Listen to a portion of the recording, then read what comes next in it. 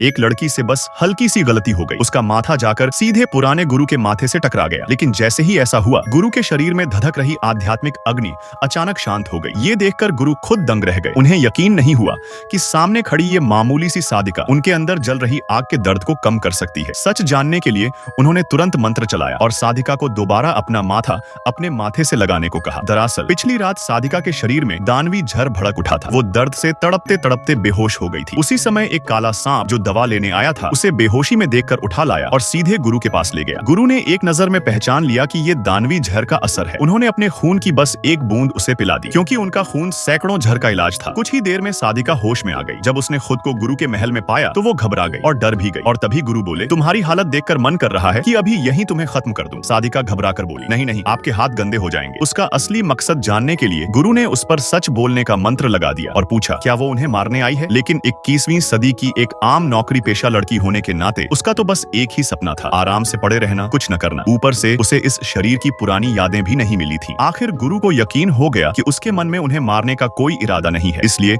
उन्होंने उसे अपने पास सेवा में रख लिया। साधिका ना चाहकर भी मजबूरी में मान गई। अगली सुबह वो समय पर ड्यूटी पर पहुंच गई, लेकिन वहां उससे पहले दो लड़कियां आकर गुरु से विनती कर रही थीं कि उन्हें दासी रख लिया जाए। साधिका हैरान थी, ये लोग खुद मौत के मुंह में क्यों आ रहे हैं? गुरु के गुस्से को देखकर तो मुझे ही नहीं पता मैं कितने दिन जिंदा रहूंगी। फिर भी उसने शिष्टाचार में उन्हें नमस्ते कर दिया। लेकिन उनका पहला डायलॉग था, अरे तुम अभी तक मरी नहीं? साधिका झल्लाकर बोली, तुम लोगों को क्या दिक्कत है? मुझे देखते ही यही क्यों बोलते हो? मैं नहीं मरने वाली, जैसे तैसे सही, जिंदा रहूंगी। तभी उसे एहसास हुआ कि सामने एक अदृश्य दीवार है। वो जोर से बोली, गुरुजी, मैं ड्यूटी पर आ गई। पास खड़ी दोनों लड़कियां हंसने लगी, लेकिन अगले ही पल साधिका उस दीवार को पार करके अंदर चली गई। उसे देखकर एक लड़की भी अंदर घुसने की कोशिश करती है और उछलकर दूर जा गिरती है। अंदर पहुंचते ही गुरु ने आदेश दिया कि पूरे महल की 10 बार सफाई करो। जैसे ही गुरु गए, साधिका आराम से काम चोरी करने लगी। वो सोच रही थी कि इस दुनिया में कैसे चुपचाप पड़ी रहे कि तभी काला सांप आया और उसे गुरु के ध्यान कक्ष में ले गया। वहां गुरु आध्यात्मिक अग्नि की जलन से परेशान थे। साधिका ने सोचा शायद इन्हें बुखार है। वो उनका तापमान देखने गई, लेकिन गलती से उसका माथा गुरु के माथे से टकरा गया और उसी पल गुरु के अंदर की जलती आग शांत हो गई। अब गुरु पूरी तरह चौंक गए। उन्होंने मंत्र से दोबारा इसकी पुष्टि की। करीब 15 मिनट में